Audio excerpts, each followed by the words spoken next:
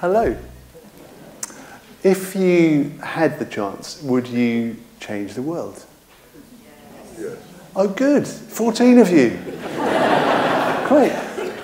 Okay. The funny thing is, I stand on stages like this every so often, and I look out at all these wonderful people and see all these smiling faces, and I remember what I feel when I'm in an audience, which is, I sort of imagine I'm invisible. But I'm standing here now, and I'm looking at you, and I know that you're all here. I can see you. And what I heard just then was about, like I said, maybe 14 people, if they could, would change the world, which is a bit depressing, actually. And if I could, at risk of turning this into P.T. Barnum's circus, could I ask again? Like, if you had the chance, would you change the world? Yes! Oh, that's much better. Thank you very much. And of course, you can, because you already do, and you will go on to change the world. You can't help changing the world, because everything you do has an impact. Whatever you do has an impact, all the time, because you're voting in the permanent rolling election of how things should be. It's not just once every 2 years or 5 years, it's all the time. Tolstoy said that history is made by an infinitely large number of infinitesimally small things that we all do or don't do every day. So what that means to me is that it gives me the opportunity to have this really delicious sense of responsibility. Now, when I was a child, I never thought I would say a sentence that combined delicious and responsibility, because it always seemed to me as a child that when people told me to be responsible, it was an oppressive duty and I hated it. But when you know that what you're doing has an impact and that you can choose to do it, it's like, wow, 100%, I'm really like in the zone doing the thing that I want to do.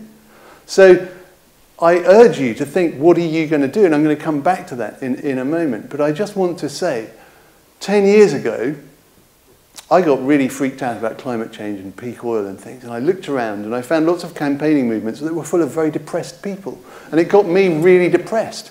And then I discovered him, Rob Hopkins, and it's all his fault. I thought, this is brilliant, because he said what we can do instead of just like wringing our hands and getting really depressed is try to imagine what the world will be like if we get it right, and then work out backwards how to get there. And I just got so excited. I thought, brilliant. We really acknowledge that there is a problem, and then we think, how is this an opportunity? What can we do about this? What can I personally do about this? I might encourage you to do it, but I'm going to do it my way, and if I look like I'm having a good time, I hope other people will join in, or they'll do their thing. I don't want to make anyone do anything. I'll do my thing, and we'll see how that works. So I did a couple of things. I'll mention what they were. First of all, there's been this reference to everyone getting into their neighbours' houses for dinner. That's great, and let's really go for that. But I should warn you, my experience is if you try that too quickly, people will be a bit freaked out. So you need to sort of do it gently. And what I did about 10 years ago was I had an allotment, and in the autumn I got a sack full of apples, and I grabbed the hand of my beautiful, charming and sweet daughter, Nancy, and I walked up the street offering people apples. I said, oh, I've got too many apples, would you take one? And I'd taken the calculated risk that people are not going to be too scared of a man holding a little child and offering apples. And people took the apples, they said, oh, she's nice, what's her name? And all that sort of thing. And we got to know each other, so we were sort of making some progress towards maybe having dinner with each other at some point in the future.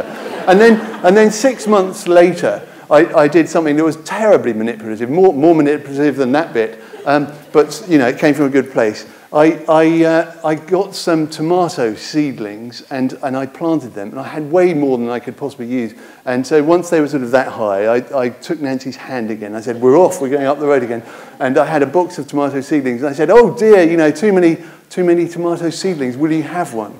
And what's the pain of accepting one of my tomato seedlings? And people did accept them. And I know for a fact that year, people in my street who had never previously grown any food grew some food because I just made it very easy for them. And I tell you that story because I realized that the key thing when we're trying to make change happen is not to go on too much about the bad stuff. It's a bit depressing. Like, complain once and then do something and then complain about the new problem, but don't go on and on and on about things. So find the way in which problems and opportunities are two sides of the same coin. They really are. So as soon as you can flip it over, do that and enjoy it. Hey, it's coin, money, that, brilliant. I didn't mean that. So you can look for the way in which there's an opportunity for you. I just want to tell you one other way in which I decided to try and have an impact on the world. And remember, I said I wanted to show people that I was having a good time.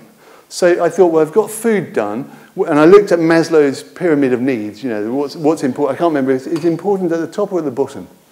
Doesn't matter. Anyway, so important is like shelter and food and clothing, and up here is the iPhone 8 or whatever we're on now. So, and so I thought, I'll do something about clothing. So as you can see, I continue to radically repair my clothes, and even I used a bit of the same shirt on my shoes. But I thought, how can I do more than that? Because people might not notice if I don't stand in front of lots of you and point it out. So I thought, I'll take the sewing out into the world. And I had a treadle-powered sewing machine because, you know, when the lights go out, I'll still be sewing. And I had some difficulty. I took the treadle-powered sewing machine to a bus stop in Belsize Park, and I had a sew-in with people, and they enjoyed joining in, or they seemed to enjoy it, and they were very, very friendly and very helpful. So what I'm trying to say to you is, you can do whatever you like. I'm not encouraging anyone to repair their jeans or to hand out apples or to go for dinner. You've heard a lot of options today. You've heard, well, you could get a horse. You could write checks to the pub. You could, what was that credit card thing that you just, that account thing? There's that. There are a lot of options. You know, you've sat here and you've soaked it all up and you've thought about these things, and I'm not going to insult your intelligence by telling you what you should do, because I don't think there's any should about it. I think just do it and have a really great time. And if it doesn't work out, adjust it and do something else and have a really great time again. But the key thing is, don't just say, oh, that was quite fun, or that was quite interesting, or something. Like, do it. Like, do something like today. Make a choice today. So I've never done this before. This is probably going to really not work. But hey, I like experiments. Like, one thing that you think you might do as a result of coming today, think of it now. And I'm going to ask you, like I asked you at the beginning. I said a very simple question, which was, you know, would you like to change the world? This time, I'm going to say, don't do it yet. I'm going to say, what's one thing you're going to do as a result of coming here today? That's all I'm going to ask. And you're nearly on the point of already knowing, because I think I can see your brains whirring, and I can see something's going on. I'm watching the eyes.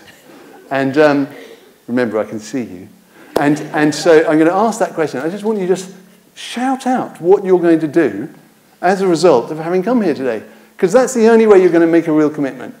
You either tell someone else or you write it down or something. Otherwise, it's just one of those swirly thoughts that you may never act on. So I'm going to hold you to account because I'm going to hear you. I may not hear you very distinctly, but I'm going to hear you. So I'm going to count to 3, and then you're going to tell me what's one thing that you're going to do as a result of coming here today. 1, 2, 3.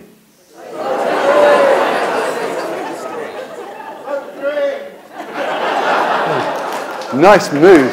Thank you. Thank you very much. I'm just tremendously impressed. What a lot of committed people. I have nothing more to say except thank you very much. Good night. Thank you.